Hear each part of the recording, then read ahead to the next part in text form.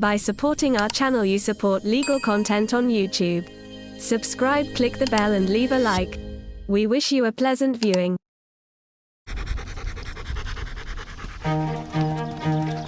Dogs have walked by human side since the beginning of history, acting as our friends, our companions, and our co-workers.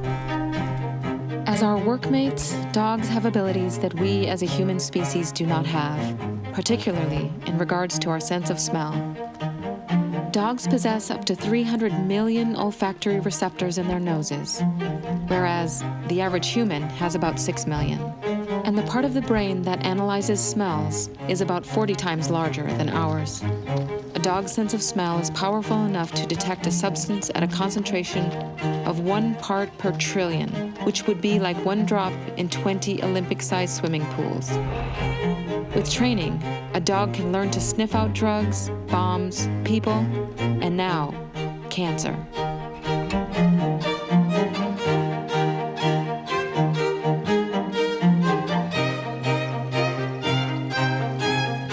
Approximately $8 million is put aside every year by the U.S. government to train military working dogs.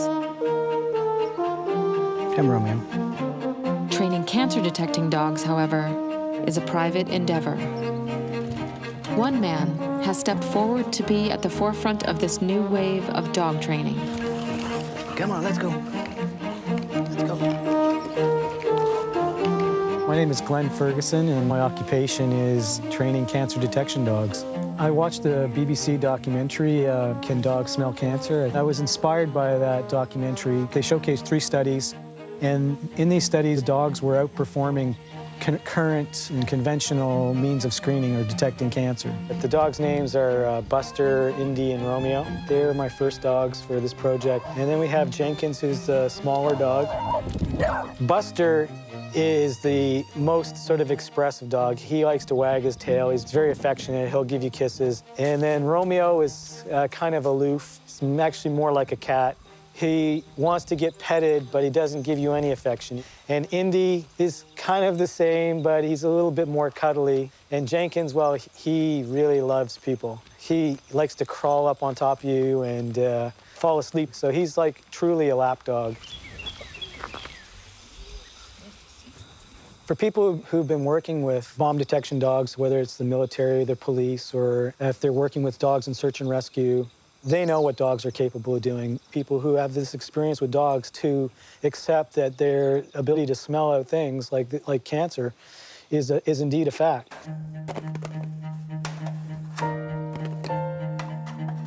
The process of teaching a dog to detect cancer is rather straightforward. You need to get cancer samples from patients before they start treatment and get radiation or chemotherapy or surgery. So these are pure samples haven't been affected with treatment. You place them in a tray with healthy samples, and when the dog puts his nose on a cancer sample, you use a clicker and you give him a treat. The dog learns to discriminate cancer from healthy people.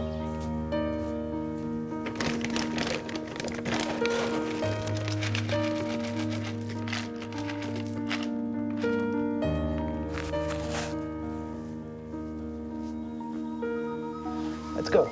The way I saw dogs being used was that they could be screening large numbers of people in a really cost-effective and non-invasive way.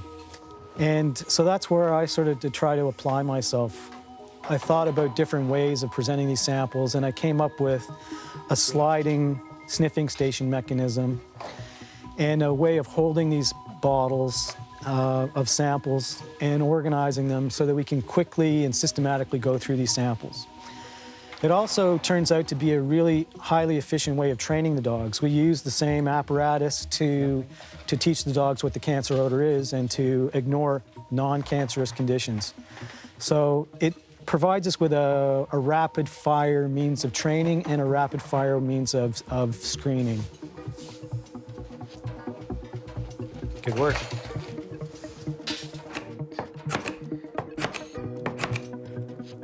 So we're now into 5 years of working with the dogs and 4 years or more of doing trials. I was aware that firefighters had high rates of cancer, and so I reached out to Firefighters Cancer Organization to see if I could get an introduction. In 2013, I began testing firefighters in Chicago. According to the CDC, firefighters have a 9% higher risk of being diagnosed with cancer and a 14% higher chance of dying from cancer than the general U.S. public. We're doing cancer screening through cancerdogs.ca. It's run by Glenn Ferguson. I've been working with him for probably 3 years now, doing this testing for our members. Okay. A lot of guys that have died in the fires, and you remember those. You don't remember the guys that went off on cancer. And if we find one person, it's worth it. It's worth everything to me to do that. There's a business card in there. You keep that. That's your number. You can go on the website. There's a website on there, cancerdogs.ca. You can go on there, and it shows you just how he works the dogs doing this thing, okay? Okay. Grab a pen, sit down, and keep your time on the clock up there.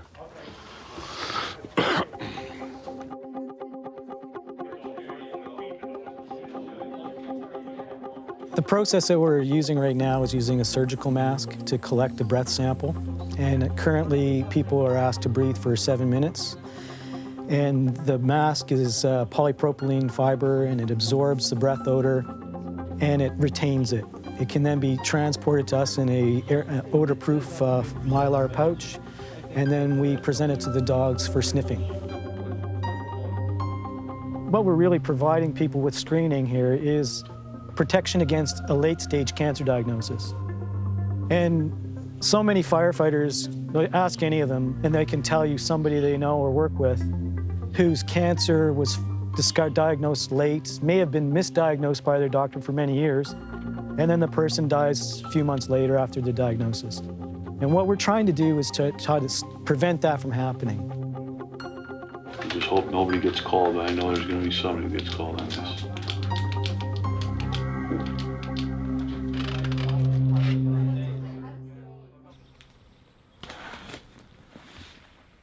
Glenn is a one-man operation. He works outside of academia and the pharmaceutical industry.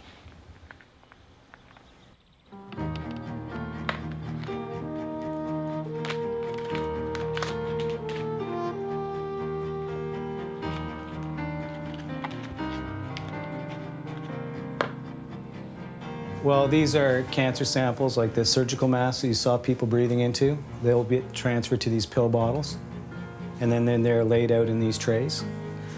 Right now, this side of this rack full of all these trays, what we have is, this is set up for our training routine. And we've placed cancer samples in specific positions, and we've also placed other medical conditions that we know are very difficult for the dogs. These are meant to be obstacles that they have to get past in order to get to the cancer sample. And it's meant to help focus their attention on a very small group of odors that are exclusive to cancer. So we try to make this an obstacle course of odors, which is very, very difficult for the dogs. Right now, we're in a trial stage, so this is still research, and we're trying to learn what things may trip the dogs up and what errors may occur when we're collecting breath samples. We're just trying to find any holes in this system. So we test and retest often. After 4 dogs have passed over all the test samples, and those that were not detected, we consider that to be clear. So we'll just remove those, and we'll just store them in a box for a few months. If a sample is detected, we'll mark it with a red paperclip, and we'll write down the tracking number for that sample. And we're looking for multiple dogs hitting it. But on the first round of testing, even if 1 dog alerts to a sample, we'll record that, and that sample will be pulled from the lineup, and we'll test it again the following week. These pill bottles are actually really good because they've got their own little lids, and everything is nice and self-contained, and we can quickly load and unload these racks for a quick turnaround. For us, 3 or 4 dogs consistently hitting a sample is what we call a detection. And what will follow then is I'll call these individuals and tell them that they've been detected again, and I'll answer any questions about the process they have. I'll also send them an email, which, again, just sort of summarizes a systematic and thorough approach from starting from the more obvious cancers like skin cancers, a physical exam, advancing then to some blood work. And if a blood work comes back abnormal, then asking for imaging and more invasive or more sophisticated or expensive testing.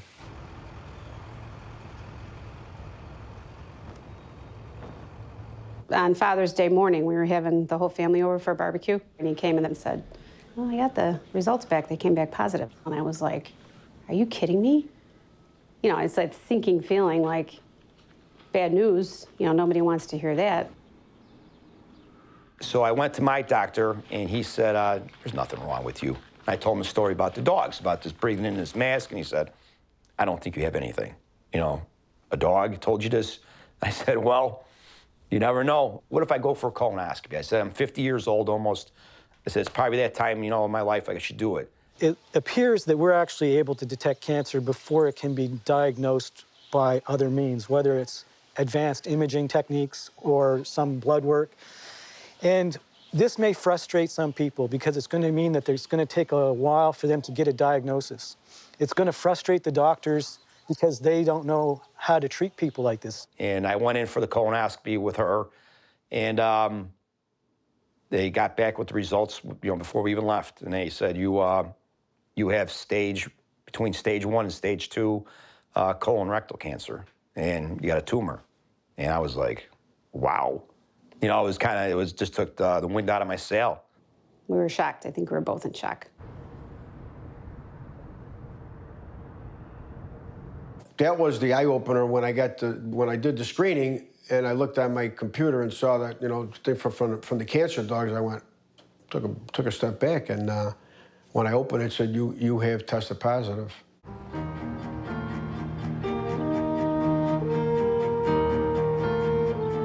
We make these detections as a corporate decision. It's a majority decision by the dogs.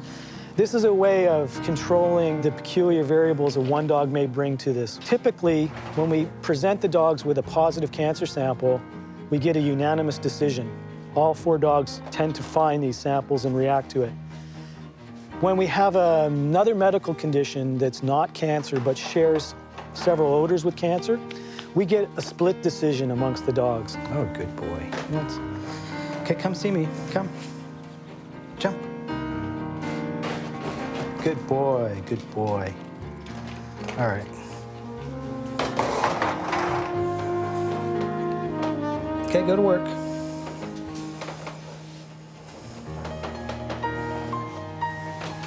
Good one. Good work.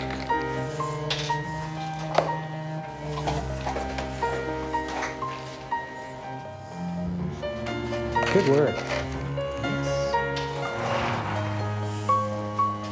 Oh, too easy. We help direct them to a very exclusive set of odors. So that's just not about the dog's ability to find odor. It's really about their judgment and whether or not the dogs can not just react to the first odor, which may be part of a cancer odor, but may also be shared with other diseases. We want dogs that will resist the temptation to just put their paw on other medical condition. We want dogs that will think about that decision and be precise. Yeah, good judgment. Good boy, you're done. You're done. Good work. Are you ready for your special treat? Good boy. There you go. Good boy. Once they get this positive, they think they got cancer and they're gonna die. You know, you just gotta calm them down and tell them the good parts that we've been doing. We've been catching them early, and they don't have to go through all chemo and all this other stuff.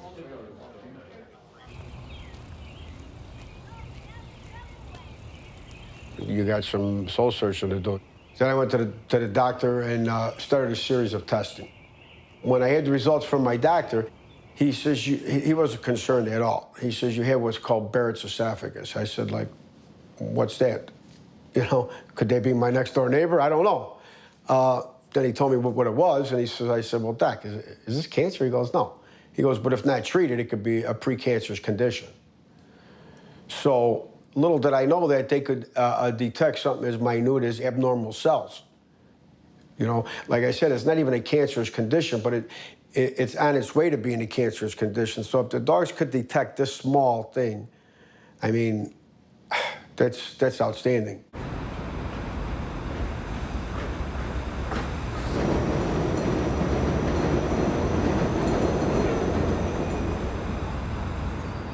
About week 3 into the hospital, my wife and I were sitting in the room, and my surgeon came in and he explained to me, you know, we got the cancer gone, we got the tumors gone. He said, but you know, when they looked under the microscope and they saw something, it was in the lymph node still. So he explained to me that I was gonna have to have chemo, and it just it was a downer. I was not expecting that. And he said, I'm gonna have the oncologist come up, you know, and talk to you. And we both looked at each other and like, what else? What else could go wrong?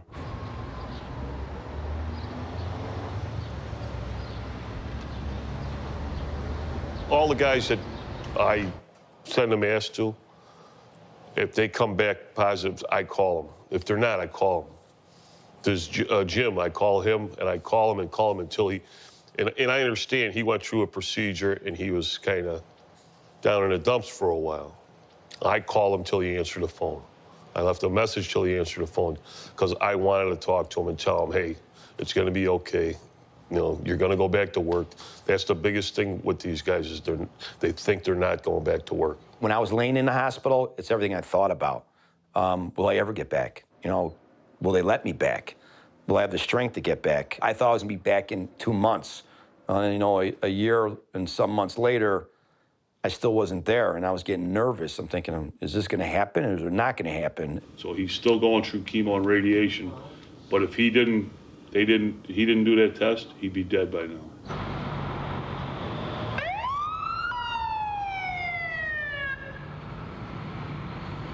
Coming in the morning at 6 o'clock, taking that guy off the rig from the night before and putting your stuff on there, and you know, I'm back.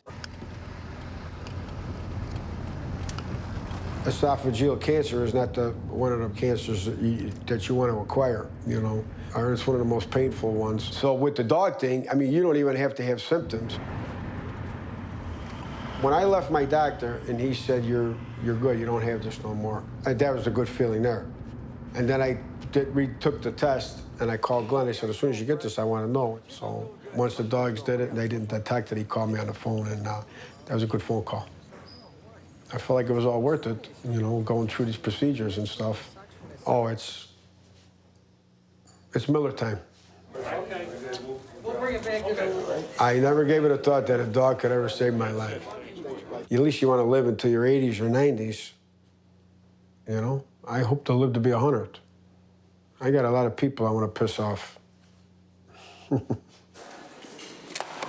The dog is, whether they're sniffing for IEDs or cancer, it's the same thing like ours. I mean, we're the first line of defense. The dog should be the first line of defense for sickness. It's the same correlation. When you're working with these dogs, you have to trust their decision. Now, we don't trust the individual dog. We trust the collective of dogs. And that's important, because individual dogs, like people, can make mistakes. So you have to have confidence in the training that you've done. You have to keep in mind that you've done as much work as you can to give these dogs the education that they need so that you can follow their lead. Trust, like anything else, needs to be earned, and that's earned by continually training and the dogs continually demonstrating this special ability that they indeed have. One of the things that's unique about cancer detection dogs is that because they are detecting a general malignancy, like it could be cancer anywhere in the body. And it could be precancer, very early. And ideally, what was the best situation for a person is if they're getting annual screening, and like in the third year that we test somebody, they're finally detected by the dogs, we can presume quite confidently that this is now early cancer. It's going to be stage 1 or less, which is highly treatable. And it still may be actually hard for a doctor to diagnose. But you know what? This is when the lifestyle intervention is going to be the most effective. What we're hoping is that we can work with doctors who are looking at new ways of treating cancer through nutrition and therapies that aren't toxic and that don't, where you don't have to know where the cancer is, where you're treating the whole person.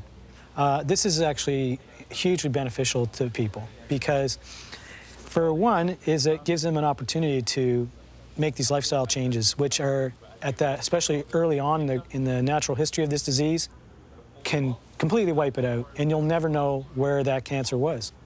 But on the flip side of that, we can actually also reassure people that they don't have cancer. So this is important too because there is actually a problem with overtreatment. And there's a lot of people going through all kinds of expensive and invasive and potentially harmful tests because they have some type of medical problem, and there's a fear that it's cancer, and this is very costly and stressing to these people. And a cancer detection dog can tell you whether there's malignancy or even precancer. So that can basically be useful at ruling cancer out. So it's not just a question of deciding whether there's cancer or finding cancer, it's also about ruling it out because this then can help the doctor and the patient get to the actual cause of their problem. I'm grateful for what Mike Butkus did and Glenn, the gentleman who has the dogs. I mean, he saved my husband's life. Him and his dogs really did a great thing. Here's why it means a lot to me. My lieutenant, probably 10 years ago, same diagnosis as Mike Timothy. We didn't have the test back then. Well, my lieutenant had cancer, had to go through chemo, had to go off the job. He still has problems. Mike Timothy took his same symptoms because he was telling me over the phone his symptoms. And they caught it, and he got it done with diet and medication, and thank God it happened. He didn't have cancer. As time passes, more and more clinical trials are being run on dogs detecting cancer. My interest is solely about training dogs to detect cancer at the highest level I can. This is something that has a lot of promise and can save lives. So it is something that people are often very proud to participate in. I'm really excited about what we're going to discover over the next year or two, and the number of people that are going to be involved and the number of stories that you're going to be able to talk about, because we're really just kind of getting started. And many of the people that we've detected in the past are ultimately going to get confirmation, and we're going to have a very powerful story that we detected this cancer many years before their doctors did. As the rate of cancer increases across the American landscape, we will look on Glenn Ferguson and his pack of cancer-detecting dogs as pioneers. And as for Romeo, Indy, Buster, and Jenkins, indeed, Dog's reputation as man's best friend is proven once again.